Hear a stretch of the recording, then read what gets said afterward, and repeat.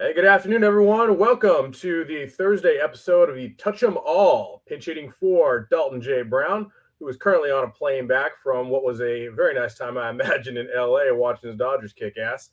Mr. Joe Spano. How you doing today, Joe?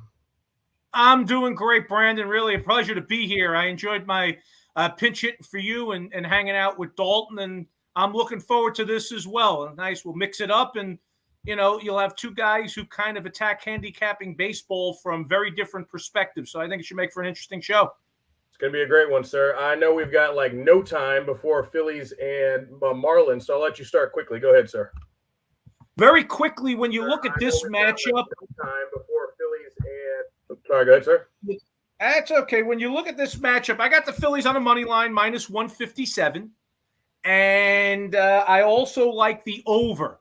It's juiced towards the under, so we're getting a little discount. Over 8 at minus 105. And really very quick on this one because you got literally a couple of minutes to get your bet in. Basis here is pretty even starting pitching matchup. Neither starting pitcher has been great this year. I think they'll get touched up a little bit. But in every other area, the the Phillies have the edge with the trades at the deadline that the Marlins made and the Phillies made as well. The Phillies have the better bullpen. The Phillies are the hotter baseball team. And you know how baseball is. It's a game of streaks. If you're hot, you stay hot. If you're cold, you stay cold until you turn it around and go the other way. The Phillies have the vastly better lineup as the Marlins are often challenged to score. So really all around, I like the Phillies on the money line. I got them at minus 157. It's now at about 160. I took the over 8 at minus 105. It's now juiced the other way, over 8 at minus 115 since I grabbed it. And I think the fact that it's a day game in Citizens Bank and the ball will carry well will help and will certainly mitigate the short turnaround from night game to day game. Yeah, I'm with you on that, buddy. Just for everyone to get it in real quick. I took the Phillies a little earlier this morning at minus 150. At this point, it's already gone up another 65 cents. So you might be wanting to look at the run line now at this point if you don't want to lay the extra 15 cents that you lost on the value this morning with Gibson. Run line currently sitting at plus 120. I've also got a secondary play on this. It's not going to go anywhere, and that's the Marlins team total under 3.5. And let me get into that cap real quick. We've got 10 minutes until Guardians Tigers. I don't have a play on that one, though, Joe. Do you? Yeah, of course I do. I do. Okay, well, let me run through my cap real quick. We want to make sure we give everyone some time to get in their bets, get in your bet for the Guardian Tigers if they want to tell. Well, we cashed the under with Marlins and the Phillies yesterday in the game with some sweat, even with Alcantara on the mound. They scored 3, lost by 1. Braxton Garrett was on the mound for the first game of the series. They lost that one by 3, scoring run 1. So basically, the Marlins just aren't putting up any offense whatsoever. They're not putting bat to ball. They're still averaging 3.8 runs per game, less than a home run per game. Things are not going to get any better versus Kyle Gibson. Expected WOBA and ERA tells you he's probably going to excel against this lineup. So this Marlins lineup throws 5 different pitches and he throws them very effectively. He relies on that to keep hitters off balance and initiate a ton of soft contact. Batted profile backs that up as well. You got the rookie on the other side, Edward Cabrera, his 5th debut, I think. He's got some good stuff too. Game log says he got touched by my Astros pretty good as well. But otherwise, he's been pretty solid. Marlins bullpen's been leaking like a sieve lately, and Phillies bullpen's actually been pretty effective, especially against these fish. Better than average when you look at the league comparisons. So this probably sets up another low-scoring affair. You like the over, the under, Joe? I like the over. I think over? I think both of these starters are going to get touched up a little bit. Again, Gibson has been better recently, but he got off to a rocky start. And Cabrera is still a young pitcher who they think a lot of. So I think both lineups will do a little something against the starters. And then I think a lot of the over total is going to come late as the Phillies just kind of torch that Marlins bullpen, which since the deadline, when they traded a lot of their high leverage relievers, has really just been beat up. Okay, so you and I are definitely in line on that. I was thinking maybe that first 5 under, but how do you go with the first 5 under, trusting a rookie doing his 5th debut? Phillies are capable of easily hitting on Cabrera. I think they're going to really. I think you hit something on the team unders here. If you want to go under in this spot, go with the Marlins because they can't score. This Phillies lineup can really rake, and I don't want to mess with them in an under spot. I may get screwed here on the over because the Marlins don't cooperate and do any lifting at all. but I think the Phillies will do enough work to get it done. Yeah, I think they're easily able of covering that number, so they can still cover that number, hit up Cabrera in that weak bullpen, and still cash the under 3.5 for us, which is actually some pretty reasonable juice. So it looks like you and I are mostly aligned on that one. I'm going to let you go ahead and take off with Guardians and it's the Tigers. Tigers. Sorry, Which Guardians. Basically, Tigers. will kind of lead. As I'm Will trying to kind of give change you manners. clues what we're doing. I got the Guardians at minus 148. I don't know how much movement there's been since. I'm going to pull it up now, I guess. Not much. Actually, movements in the other direction. The best line is now minus 144 for the Guardians. So the Tigers are taking a touch of late action, and I guess that's because people are fading Zach Plesac, who's been brutal and extra brutal on the road to the tune of 1-7 with a 5.31 ERA on the road. Well, it's not like the Tigers are throwing their best starter to the bump. So I think both of these starters are going to get touched. But again, much like Phillies and Marlins, the Guardians have all the edges here outside of a pretty even starting pitching matchup. You know, the Tigers' bullpen was their strength. They traded away Michael Fulmer, and that didn't help. And that bullpen has not been as good recently. The Tigers lineup, the only reason it's not the worst lineup in Major League Baseball is because the Nationals are considered a Major League Baseball team at this point. They're a horrible lineup. Once a week, they put up a handful of runs. Beyond that, they score 2, 3. And the Guardians lineup doesn't have a ton of power, but they're doing a good job of being a upper middle of the pack offense as far as putting up runs. And they got a lockdown bullpen. So if Plesac keeps them close or hands them a lead, this game is over. So I'm not afraid of laying it. It's down to 140 now. So while the late money doesn't agree with me, and in many cases the sharp money here, I like the Guardians on that money line. And believe it or not, despite the fact that the Tigers can't score, I think these two starters will get touched up enough that the over 8.5 might be a decent play here. Cleveland will do a lot of the lifting, but I think the Tigers will chip in a little bit on Plesac. Yeah, I went just about every direction on this game, ultimately deciding to pass. You hit it on Plesac. He's been really bad this season. In fact, looking back on his 3 previous careers, numbers, this is his worst season by a mile. 282 expected batting, 41 slugging, all bottom 20% of the league. ERA and WOBA are significantly better than expected. Better than expected. Expected ERA a full punt higher than those, and just more underlying, really ugly metrics. And they've been rearing ahead lately. His last 5 starts, he's 0-4 with the over 7 ERA, 1.78 WHIP. I mean, that's just awful. Boy. That being said, he has held his own against Detroit. Still with a subpar offense, but so far against Detroit, he's gotten it down to a much manageable 4.2 ERA, 1.14 WHIP. So he should not be as bad as he has been in his recent form in his last 5, but that's simply given the quality of competition, the AAA team right now that is the Detroit Tigers. And he's going to get opposed by Garrett Hill. He's a rookie righty. 6 starts, 2.3, 5.12 ERA, 1.39 WHIP. But he did have a good outing when he faced Cleveland the one time this year. He only allowed 1 run in 6 innings, and he got the win. So that was pretty shut down. I do lean over with you on this one, Mr. Spano. Plesac, he's been pretty much a fade all season. The Tigers are a horrible offense, slightly better at home, but and they've not been silent on this homestand. They managed 2 runs in each of the previous games.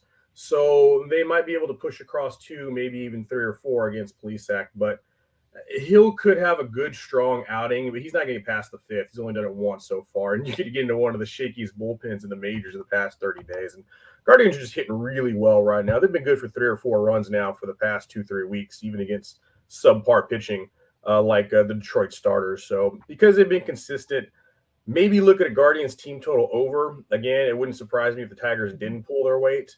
But I think any kind of reasonable juice you get on the Guardians, whether it be on your money line or the run line, is probably the move today. I think the Guardians should win this pretty handily, and it wouldn't surprise me if it turns into a bit of a shootout. But I can understand you wanting to pass. I mean, laying $1.40 on Zach Plesac isn't always an easy pill to swallow. Ugh. He's been really bad. That's the realities. But I guess to some degree, this is really a fade on the Tigers' lack of offense and the fact, and I think you brought it up, and it was a great point. The strength of this team for most of the year has been their bullpen. If they were competitive, if the Tigers were competitive late, their bullpen gave them a chance if they were close. That's not been the case the last 30 days, and it's been worse since the deadline. Michael Fulmer gone, and he was a high leverage reliever for them.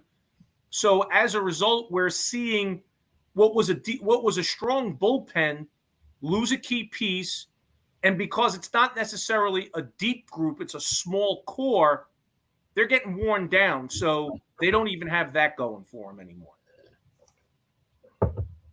Yes, sir. Well, I'll probably tell you on that Guardians play because I was just looking for a reason to take them. But like you said, you're not gonna be making that good a living. You're not gonna be making that good a living betting on Zach Plesac at $1.40. No, you're So not. I mean, I'm doing it today, but it's not a habit I want to get into. Absolutely not. All right. Well, that covers our two early games, which should be pitching here pretty soon. Now, I guess we've got a minute now to introduce ourselves and talk about Sports Map Elite. Joe Spano and I do work for Sports Map Elite, sportsmapelite.com, where you have full access to all of our content. Joe does quite a bit of work with the NFL, college football, and baseball. Myself, I also enjoy those three. Plus, I am I have an affinity for college basketball as well. I had an excellent season there. So really exciting time we have coming up for sports. We got Michael Ablin, who does all of our USC content. He was 6-0 with the event on Saturday. Chris Dell is putting up all sorts of content for PGA, futures, fantasy football stuff. And, of course, Dalton Brown is hitting baseball every single day except he gets a day off today to fly. Otherwise, it's been running real hot over there. He got to enjoy some time over at Chavez Ravine, and that must have been fun for him. Yeah, he's actually up there visiting the fam. So he made the trip across from Kentucky. And, yeah, glad he had a good time out there. But $19.99, sportsmapelite.com, full access for everything. Joe, anything you'd like to contribute about that? How you been running lately? I've been treading water lately. The month of June was excellent.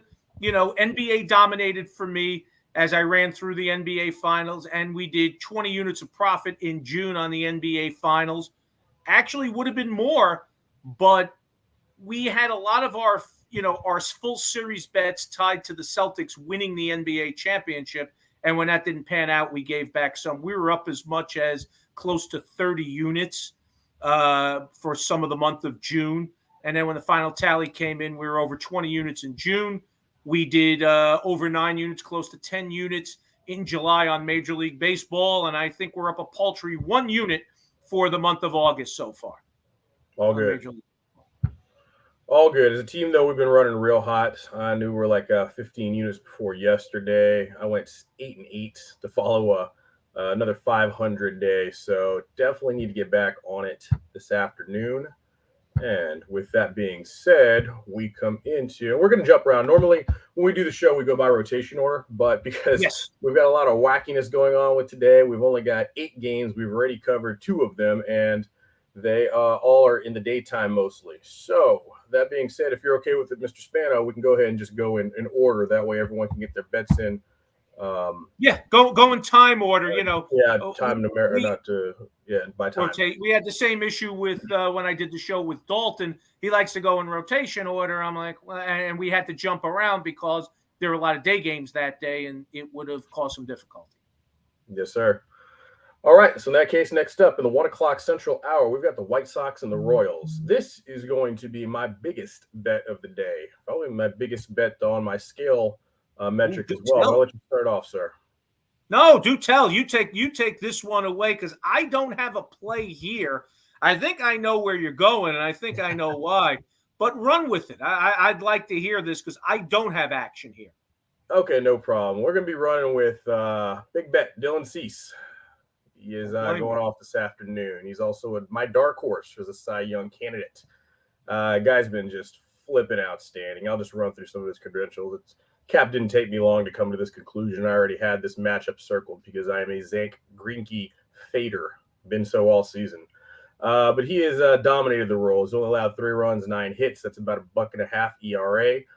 Struck out 18 Royals in 11 innings.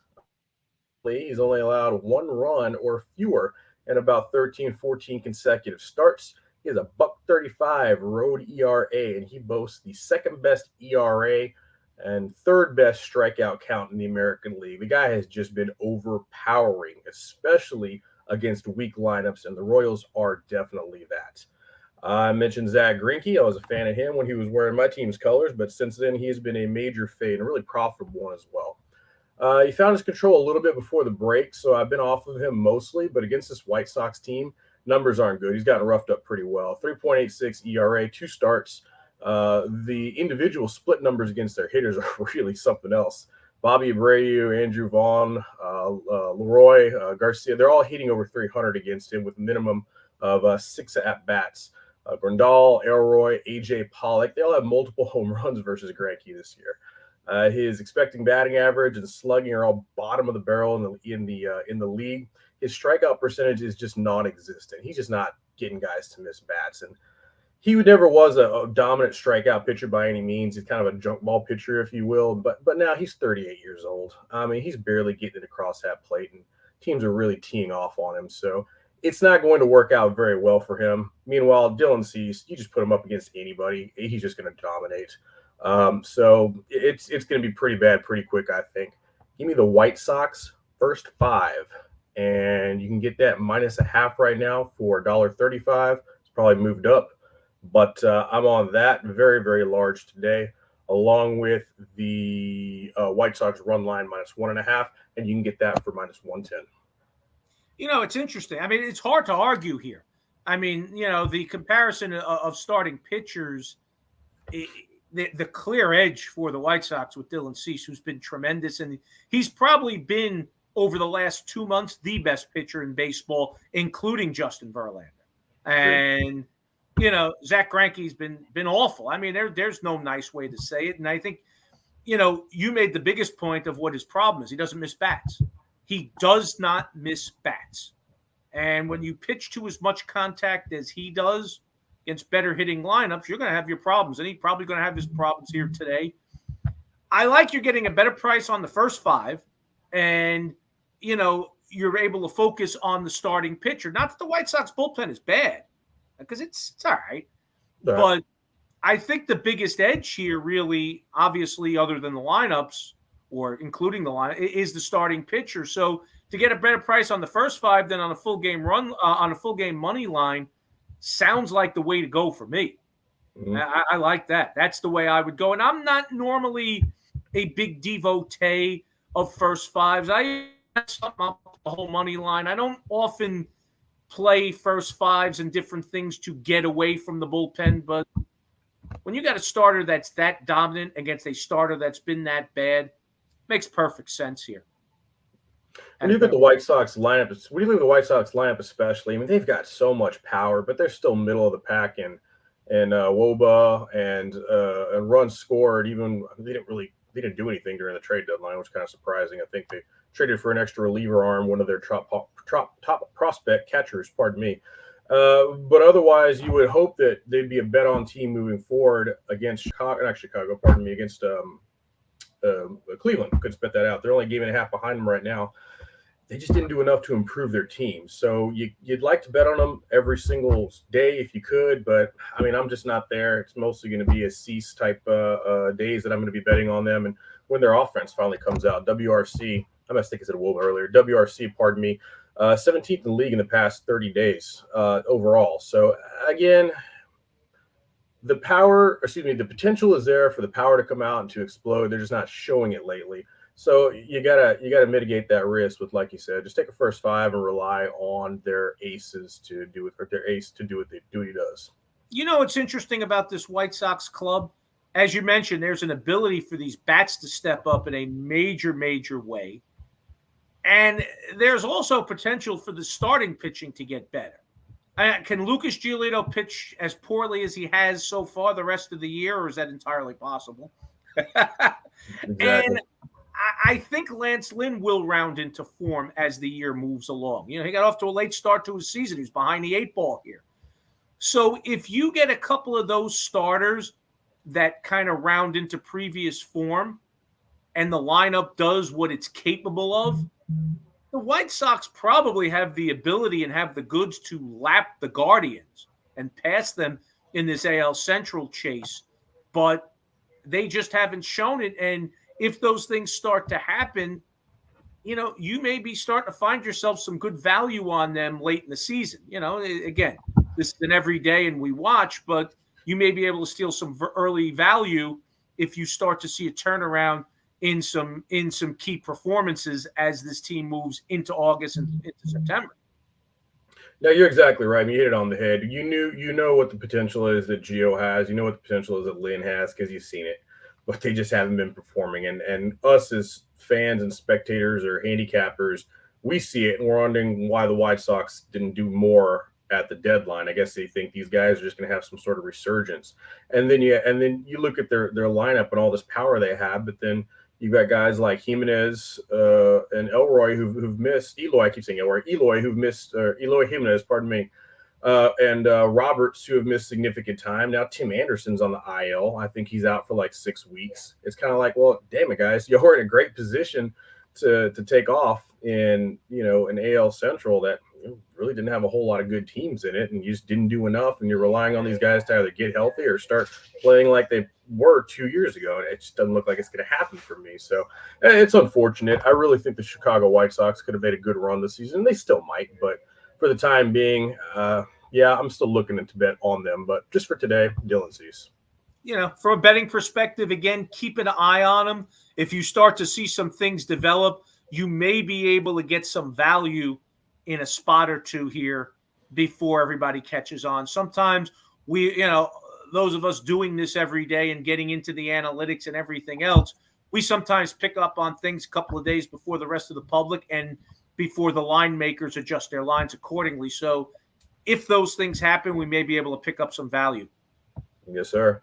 All right, let's go ahead and move on to our next 1:00 Central game. We have got there we go. Rangers and Astros. Wow, that was a tough game to watch yesterday. Good Lord. Astros fan it was. Good Lord, that was bad. Yeah, did you have action on Texas? I did not. I ain't going to lie to you and tell you I'm that smart. No, I didn't have action on Texas. Oh, you did? I did not have action on the Rangers. No. Oh, okay. Oh, man. That was rough yesterday. Hold on, actually, that's my notes from yesterday. I didn't want to look at anymore because I was off. But this series has just been impossible to peg. I mean, I liked the under on Tuesday, and then what do? Tally the biggest total between these two clubs so far head-to-head this series. Played Houston yesterday with Verlander on the mound. He gets a no decision before Phil Maton goes pyro on the game, burns it all down in extras. 4-run victory. It's just been hard, man. These Rangers, it's your typical division rivalry where sometimes you just got to throw numbers out the windows. These guys just go after each other. We're getting another tough one again today, and I say tough because the distance or the distance between the quality of the two starters right now is so great. But I mean, you saw what happened yesterday. Freaking Glenn Otto, against Verlander, should have been automatic. Not so much. But the Rangers found a way to hang around and then shockingly blew it open late. I mean, that's just I don't think we saw that coming. This is not exactly a Rangers team all season, or particularly over the last 30 days, that has knocked the cover off the ball, is it? I mean, they don't really strike a lot of fear into you with that lineup.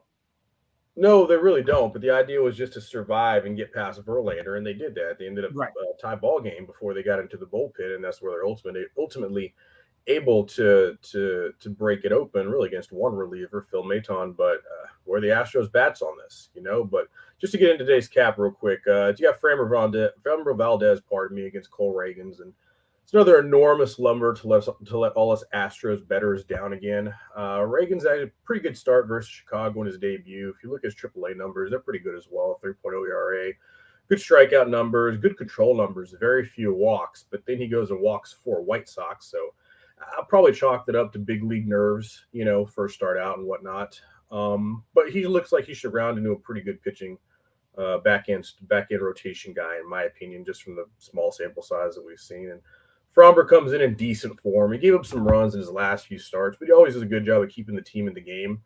And he hands it off to what used to be one of the most dependable bullpens in baseball until this series.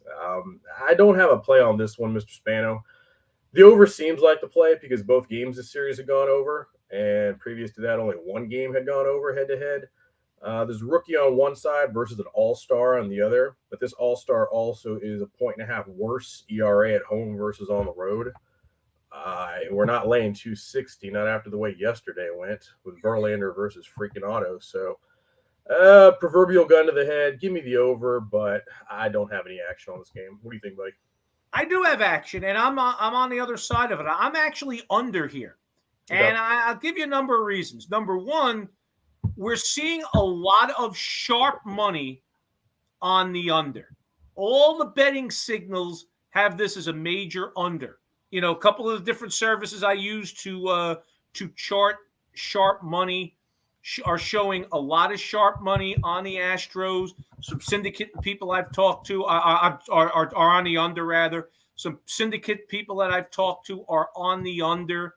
And, looking at the numbers right now, only 33% of the tickets written are on the under, but 84% of the cash is on the under. That's an indication of a lot of sharp money coming in. I've talked to sharps that are on this. We're seeing the under 8 heavily juiced down to 120 now, which wasn't the case earlier. It wasn't the case when I got it. I got it at plus 100. So this has taken a lot of heavy steam. Also, I'm seeing in some markets, this has been moved down to under 7.5. And there's a couple of things to realize here that kind of make this maybe an under, unlike all the other games in this series. Number one, Framber has owned the Rangers over the recent years. He just dominates the Rangers. The Rangers offense, as I said, they scored their runs for the week in the last couple of days. They have struggled to score. They're averaging well under 4 runs a game for the month. I think they're like 3.25 runs a game, something in that area. So they struggle to score. The Astros, for all the weapons they have offensively, they're only putting up 4 runs a game for the month of August. They're not putting up a boatload of runs. The Astros win with their pitching. They're normally very reliable and deep bullpen and just lights out starting pitching where every starter they trot out every day has a chance to win the game. And I think that's what's going to happen here. Framber's going to dominate. The Astros will be kind of quiet, have one of those workman-like offensive performances against a young pitcher that has some back end of the rotation potential who they haven't seen. So, I could see 4-2, 5-2 type game where the Astros win. It slides under the total. And factor in these two teams played at night and played extra innings. So it's a short turnaround for these guys. And when you get those, a lot of times the position players tend to be drag an anchor, for lack of a better word, and the offenses don't exactly get off to fast starts. The pitchers get to hang out at the hotel, relax, watch the game on TV, hang out in the air conditioning. If you're the starter the next day, you're not charting pitches. You're in a hotel relaxing. So, to a great degree here, there's a number of reasons that I really like the under here, and we're seeing a lot of late steam on it and a lot of sharp action on it. So between betting signals and some of these underlying combination of analytics and old school baseball thought and convention, I like the under here. Nice. No, I don't hate it. The books are also signaling that they are considering the same information because I do see that juice under 8. I'm looking at minus 115 as your best price. Astros team total under 5.5, big juice minus 145. So yeah, that all plays into their current form and some of the stats and insight that you gave. So Yeah, I see it. Again, I can't get this series right, so I'm completely off it. But yeah, Texas Rangers and Astros under with an Astros win, right? I think that's it. I'm just not laying. I'm not comfortable laying the kind of wood it would cost me to get the Astros here. I just, I mean, again, minus 185 is really not prohibitive, but I'm not laying it in this spot today. And in what I think is going to be a pretty low scoring affair, I'm not nuts on the run line, but I do like the Astros for the win, but I think the best play here and the only one on my card is the under in this spot. Gotcha. Okay, moving on. Moving on. Let's see what we got next here. We have got Cardinals and Rockies. Screw this series. Take it away. Well, that's it in a nutshell. I mean, series. Sometimes you got to realize, and this is what happens with baseball. These games are one of 162. So sometimes we get things so dead wrong in a way we don't in football because the team just doesn't come out and fire. Because I know what you're referring to, the series opener where you had the Cardinals on the run line as a strong bet, and I think the game was over before you blinked. Well, that happens. It's baseball. It's one of 162. These guys go in, they take off their cleats, 15 minutes later, everything's fine. It's not like football. As far as this series, I can't make heads or tails of this. About the only thing I can tell you is what the sharp money's doing. And again, you know me. I'm very big on tailing sharp money, following betting signals, talking to syndicates out there, and using that along with new school analytics and old school ice test stuff because I'm an old man, and I come together with plays. I don't like anything in this. I don't like anything in this game. I don't have a play here, but there's a lot of sharp action on the Rockies as a small underdog here. The best line I'm seeing right now is Rockies plus 100 on the money line. They're taking in only 24% of the tickets, but I'm seeing close to 70% of the handle going towards the Rockies here. And I'm also seeing some sharp action on the under, which has moved up to 12. I can't get a decisive read on either. I laid off on both, but that's where some of the smart money is headed. I don't have anything that lines up with that, and a lot of my thoughts were in contrast to that, so I laid off altogether. Yeah, I as I pull up my notes here that I just misplaced. You said it on Tuesday. I had a big bet on the Cardinals to go in there, take care of some business. I thought they might be a little bit flat after coming off of the what do you call it? Who they just play? I think they play the Cubs. They just split the Cubs. Brewers, pardon me.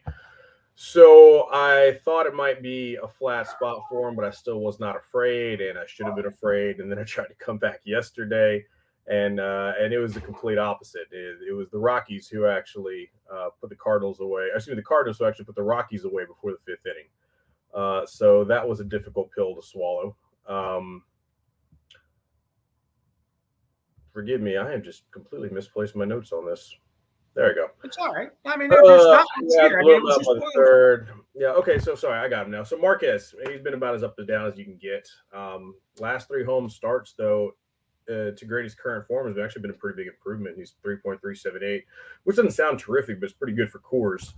Dakota Hudson, he's been around for a minute now, but I think he's going to get tagged pretty good in this game. He's very much a pitch to contact guy. He throws a lot of off-speed stuff. He sets it up with a sinker, and he basically is just hoping to induce a ground ball. He's very, very much a ground ball for contact pitcher. Guys like that are typically guys you want to fade at Coors Field because those type of pitches tend to hang a bit in the thin air. I know it sounds like the opposite, but the way I get to that conclusion and what we see is because the movement isn't what the pitcher is expecting because they don't practice that junk ball regularly at 5,200 feet above sea level. So there's an adjustment that the pitchers have to make, and typically it allows for some early contact, and Hudson's already a guy who relies on soft contact for ground balls. So I think the Rockies are probably going to put some traffic on the bases. I'm not going to pick a side because I'm 0-2 so far in that. And Yeah. Marquez could shove, but I doubt it. Cardinals hitters are in great form. This is the third day in the mountains as well, on the series. So yeah, I'm going to be light on over 12.5. I'm going to fade the market movement. I think that we see some runs, but this is some pizza money bet for me. That's what I'm at. And I should probably just leave this series alone altogether. But you know me. No, hey, I agree with you in most ways. I think the points you made about Dakota Hudson are excellent. We've also seen an awful lot of regression here. This is I can see why there's a lot of traffic on the Rockies, bringing them all the way down to plus 100. I ain't doing it. I agree with you. If there's a way to go here, it's runs are going to be scored. I just, you got pitch to contact hitter. You laid out all the reasons. And I think if I were to go in any direction, I'd probably go with, I'd probably lean towards the over. But I just, I don't have a play on everything. And here's a spot where I don't have a play. I don't like anything enough. And a lot of what's going on here, as far as some of the sharp stuff, kind of conflicts with some of the things I'm seeing. So, I'll lean towards the over, but for me, it's kind of a pass. We have better opportunities in other places. Agree. And again, that's just a piece of money bet in case anyone wants to tail it and hopefully go for some more fireworks. 2 straight overs cleared by multiple runs so far in that series. Moving up, this is actually a game I surprisingly have a little bit of action on. Do you have anything on this Pirates and Diamondbacks, the matchup of the century here, Mr. Spano? I do not. The almighty Dalton J. Brown does as well. I know both of you kind of like this one. And again, I've had trouble. I had action on the Pirates earlier in the week, and of course they hung around, they got away, they hung around, and of course their bullpen spit it up on me. So I don't have anything here. All I can say is I'm seeing some betting, some mild sharp action on the Pirates, and I don't have a thought on the total. So I'll kind of let you run with this one since you have action on the battle of the century here. Appreciate that. Yeah, Pirates did a great job of jumping on Mad Bum yesterday. They cashed the first 5 ticket I gave out on late hits with Patrick Creighton last night on ESPN 97.5. Always fun to jump on with P. Crate. Y'all feel free to check him out during the week. I know Joe is his regular guest on Monday. They always chop it up. They're all old buddies talking about the good old times and making y'all some money. But they did well for me yesterday. I couldn't rely on their bullpen, so I laid off the full game, which would have been a nice 130 payout, and they ended up coming through. But that's fine. I took my first 5 money and I went home. JD Brutebaker is going to be towing the rubber. He faced the Snakes last month. It wasn't a good one. 5 earned, a loss. Buccos lost 5 straight of his. Even though Brubaker's actually been improved. You take a look at his pitching metrics since the break. He's actually gotten better. The Pirates just aren't winning games for him. It's pretty much been the trend for most of the year. He has not, however, been better than Arizona starter Merrill Kelly, who's allowed 2 runs or fewer in 7 straight. That's about a sub 1.5 ERA since the break. Game log shows that he's been going 7 innings in his last 5 games. So he's been performing well and he's been eating innings. So in spite of showing signs of offensive life yesterday, Pittsburgh still bottom 5 performer in the league, worse on the road. That was before they traded Daniel Vogelback, Chris Stratton. Lineup, no one's hitting over 260. Diamondbacks run line is currently at plus 120 and the under. I think that's actually pretty good value considering you only get a single setup man or maybe even just their closer, Ian Kennedy, to come behind Merrill Kelly, pardon me. Brubaker will probably maybe be effective until the 5th or 6th. And when I say effective, I mean he'll probably keep it around 2 or 3 runs before handing it over to that Bucks bullpen that you just mentioned. Just terrible. They traded some arms after the deadline as well, so they're obviously performing as status quo or worse. And looks like another 4 or 5 run to 1 or no runs game for me, Joe. So I like the Diamondbacks run line plus 120. I like the game under 8, and then give me the nerf fee as well minus 115. All right. I mean, I like the idea here. I think is a good spot to get off of the money line here. $1.80 is kind of pricey for the D-backs. They're Oh yeah. not very good. But getting plus money, laying a run and a half, now I think you're talking because the Pirates, as you said, they simply cannot score with any consistency. And outside of their starter, they trot nothing out of that bullpen. So when their opposite number is a pitcher that's going to go deep, the Diamondbacks have a couple of capable relievers. It's not many. Melanson isn't even closing anymore. I mean, it's not a good bullpen. So having a starter that goes deep, I like this run line here. I think that's a sound play. The Nerfies, I don't get into the Nerfies, and I talked with Dalton about that. I think they're heavily juiced. I get why you guys do them, and a lot of guys love them, make a lot of money with them. To me, I don't find a lot of line value in them, but I think, in this spot makes sense. So, I think you're kind of on this game in a way I just didn't initially see it, but everything you lay out here makes an awful lot of sense. And I can kind of see this game ending up going exactly this way. Yeah, the Nerfy is becoming real popular because if you don't have the time or the interest to cap an entire baseball game or even a starter versus, the first couple times through the rotation, with a Nerfy or a Yerfy, all you have to do is cap the starter versus the first three batters.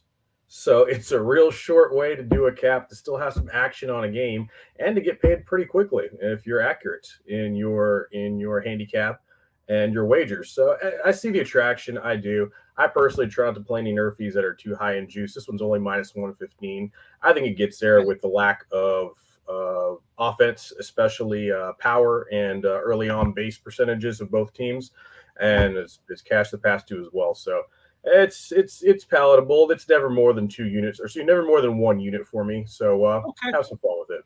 Again, show like this is also where you take the opportunity to discuss how you go about your business and different ways of doing things. I mean, one thing about the handicapping business is that there are a lot of guys who do it a lot of different ways. There are guys, as you know, and who you deal with, who don't even know the name of 5 guys in any sport. It's all computer modeling and analytics. They don't know. It's really, to them, a lot of ways, it's mathematics as opposed to sports. There are guys that are very old school and still go through box scores and watch games. There are guys that blend it. There are guys that follow betting signals. There's all kinds of ways to attack this, and none are bad, and all can be successful. It's just proof there's more than one way to skin a cat in doing this. And, you get programs like this where a lot of times you get guys that just come at this from 2 different perspectives. The results are both successful, but they just do it and arrive at their plays in different ways. Yeah. However gets you paid, I always say. So we've got, Mr. Spanner, we've got a hard out at 1 o'clock. I am going to kick it over to you for Orioles and Red Sox, because I do not have any action on this game. I do want to save our last few minutes to talk about the Field of Dreams game this evening, which will be our last game of the board. Awesome. I'll fire through this one because I do have a pair of plays on this one. I do think the wrong team is favored, and you can get the Orioles. I got them at 115 on the money line, plus 115. Let's see where they are now. Not much has changed. The best line is that I've found is plus 115 over at Bet Rivers. There's 109 I've seen in places, 105, 108. I do flat out think the wrong team is favored here. When you look at this pitching matchup, Kramer and Winkowski, I mean, it's not a great starting pitching matchup. I think there's a small edge for the Orioles here, but that's not really the basis of this play. I kind of think that these 2 starting pitchers will tread some water, will get some damage done to them, and be touched up. I think where the edges lie, even with the Orioles having traded their closer, they've got the clear edge in the bullpen. They're rested.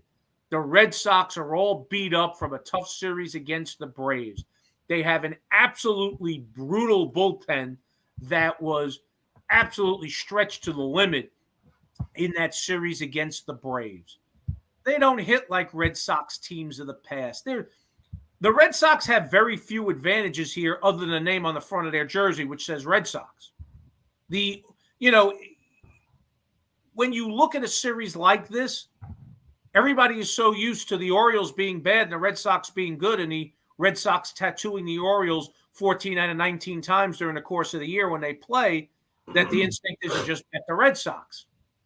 I don't know how the Red Sox are favored here. I don't like them in this spot at all. I like getting plus money with an Orioles team that keeps finding ways to win, taking on a Red Sox team that keeps finding ways to lose. Because one thing you find with baseball, teams in streaks tend to stay in those streaks. So if you're losing games, you keep finding ways to lose. If you're winning games, you keep finding ways to win. If you're playing to the over, you keep hitting overs. If you're playing to the under, you keep playing to the under. It's just the way baseball goes. So when I look at all of those things, I got to like the Orioles in this spot. I'm getting plus money, so I think there's value. And I like the over.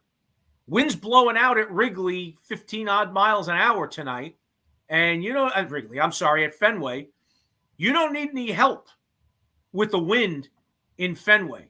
That place is an extra base hit haven. With the wind blowing out, 2 ordinary starters, 1 horrible bullpen, getting over 9.5 runs. I got it at 9.5. It's now 10. I got it at minus 115 at over 9.5. Even getting over 10 runs, it's a big number because the magic number in totals in baseball is 9. I think we can get over the total, even at 10. And I definitely like the Orioles on the money line at plus money. Yeah, I'm going to go ahead and tell you on that as well. I've been playing the Orioles and fading the Red Sox this entire series, and fading the Red Sox even before that. It just when we did the show with Joe Madden, we're really chopping those game up and chopping how the Red Sox just continue to find ways to lose. I mean, those guys, it's almost like they're intentionally tanking. It's just been so bad lately. So anytime they faced a righty, I mean, it's just pretty much an automatic bet. It's 85 WRC plus in the past 30 days. And the problem is they got Dean Kremer is the righty. So yeah, that just, it makes you, record scratch, pump the brakes. And he's just been so up and down. And I understand he just blanked the Pirates, but that was the Pirates. And he's just not someone I can really put my money on. But then you get a plus price. Why? I have no clue why this is a plus price. I think just continue to devalue the Orioles, who are 2 games now out of the last wild card. I mean, they're playing for something here, and that's despite being sellers at the deadline. Yeah, they sold exactly. Trey Mancini, they sold their closer, and they keep winning, and they're in a playoff chase, and they picked up prospects. So the future looks bright for them. Yes, finally. And I can't remember the last time I ever said that about the Orioles. So it's yeah, and you look at Wachowski on the other hand, he's also just as hit and miss, but he got lit up by the Orioles. 4 earned and 3 pitched. And you mentioned the bullpen advantage. That's a no-brainer right there. So they have the advantage on the mound. They have the better hitters, against what side of the mound the starters are throwing from, and they have a superior bullpen to the Red Sox. Why am I getting plus money with them? It doesn't make any sense. I'm adding it to my card. I can get the Orioles right now for plus 105. Again, these are not high-powered offenses by any means, and I cannot find a 9.5 anywhere. I'm at a 10 right now on all of the books that I have available to me, so I'll be passing on that. But yeah, you convinced me, Mr. Spano.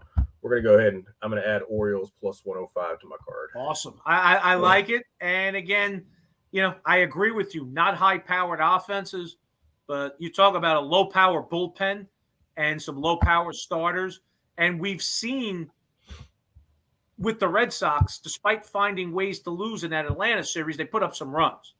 Ball is flying around Fenway Park, and extra base hits are coming at an incredible clip there. You blink, and somebody's hit a double. All right. Moving on to our very last game, the Field of Dreams game. This will be a fun watch just because it's the Field of Dreams game, isn't it? Yeah, exactly. otherwise. Now, last year's Field of Dreams, that was pretty cool. That was the inception of it. They had the starting lineups walking out of the cornfield. They had Redford doing the opening. That was really cool. I enjoyed the hell out of that. And Dryersdale or Dryersville, Iowa. I thought that was really neat. It was. Do you want to start this one off, sir? I tell you, I'm stumped for a way to go. I got to lean on the Cubs. Again, another situation plus money. It's true. Smiley. Neither of these teams hit a ton. So I don't have an official play, but I'm leaning on the Cubs. I'm leaning towards the Cubs at plus money, and I'm leaning towards the under. But I don't love anything here. This is one of those games where, because it's at Field of Dreams and the fun that is, I'm going to get my popcorn out and watch it. But I don't have anything I like a whole lot as far as a wager. I mean, neither of these lineups bring much. Obviously, the Cubs didn't trade away a lot of lumber. They don't have a lot of lumber, but what lumber that looked like it was on the block, they did not trade at the deadline.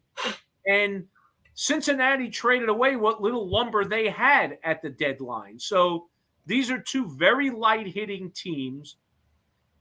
The problem with the under and why I lay off it, the dimensions of that place are tiny. So it's kind of small ballpark, lousy lineups, mediocre pitching. The 9 seems like the spot to be. It's too perfect a line. I don't want a part of it.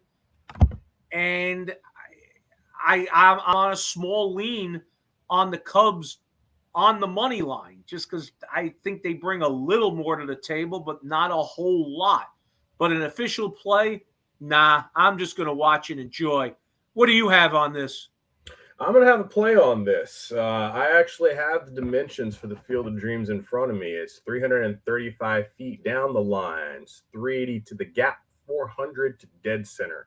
That's pretty much the median. It's almost like they took all of those dimensions in the ballparks and averaged them out to 330 corners, 405 center. So it's supposed to play as neutral as it can. The thing is, with the hitters that you have not necessarily being pull hitters like many of these parks were designed for once upon a time, the center field is probably as ripe as ever to send some into the corn. But the gap, they'll probably play to, I don't know, figure maybe 5 to less than 10% extra length on it. And I'll jump into the affecting weather here in a second, but it's kind of upsetting that we've got 2 gross teams in the Field of Dream games this year. I mean, the Yankees the White Sox walk off of the Yankees last year, and that barn burner was pretty epic. That was a cool game. I'm probably not going to be in the custom of choosing a side in these one-off feature type games with these little pop-up venues. Well, it's the same venue, but you know what I'm talking about. But I do like the over tonight. If you remember last year, the ball absolutely flew out of Dryersville. Yeah, you got a rookie in red starter Nick Lodolo. This is going to be the closest to a playoff type all eyes on me situation that he's going to have all year. And even though the Cubs have been good versus Southpaws this season, like you said, they didn't move a lot of guys around on the trade line, which is odd because they should have been sellers. The odds very much favor them not making it to the postseason.